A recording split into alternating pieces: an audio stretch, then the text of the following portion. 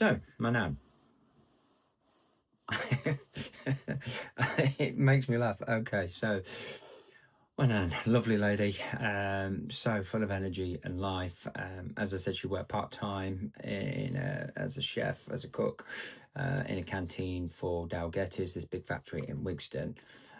She would like to get things from people that she would then sell on. And as I got older, went to high school, she would genuinely send me to school with a bag of, well, let's say Ralph Lauren genuine shirts or tag her watches to sell to the kids' parents and the kids' teachers. But that was my nan. It was just part of the norm. She would also always do exactly the opposite to what my granddad had said.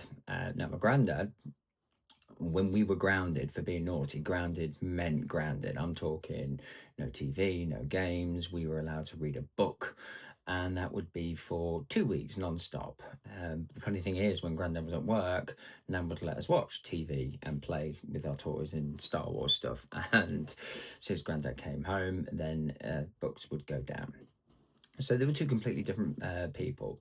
The background to the Anderson family with Nan and Grandad is a little interesting. Nan had married before. I think she'd married before. I don't actually know the answer to that, but Nan was with another gentleman and they had my dad. I don't know who that guy is. Not my dad. I know who my dad is, but I don't know who my dad's dad is. No idea. Never thought to track him down. That obviously didn't work out, and I think she moved to America temporarily, and then she met my granddad, who is American. He was a navigator on an airplane, and I believe he was in Vietnam. I don't think I'm making that up, but I know he was in the Air Force at the time.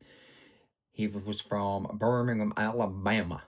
He had a very thick American accent. Now, my uncle tells me Brandon was very, very strict when he was growing up. He mellowed a bit by the time me and Richard came, but he was still scary ass as hell. If you ever watch a film called Aliens, there's a guy in there that shouts at all the troops. That's how my granddad looked when he was angry. And he also didn't care either that if my friends would come to call for me to go out, and I was in trouble, he would let them know I was in trouble.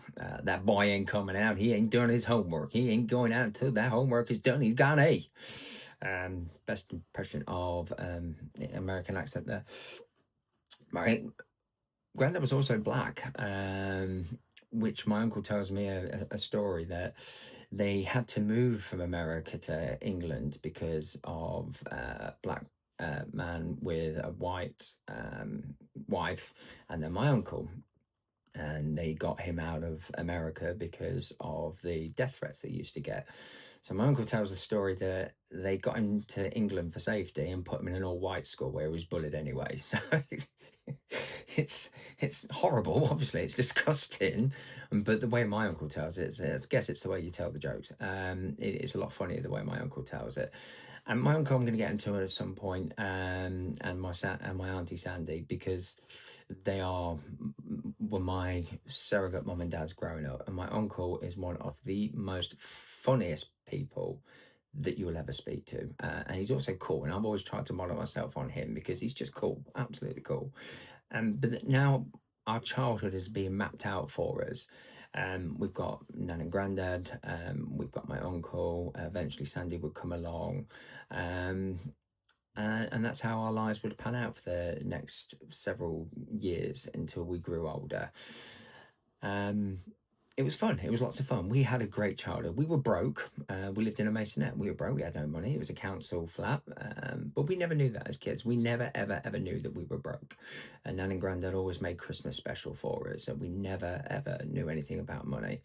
It's only when you're older you realise how much they must have scrimped and scraped, because they were at retirement age. They shouldn't have been taking 2 kids on, but they did. But I think that builds character. Part of my beliefs is from that, and again, I'll get into more of that later on as we go on. I want to try and keep this video under 5 minutes. Hopefully you're still listening. But again, childhood, really, really good.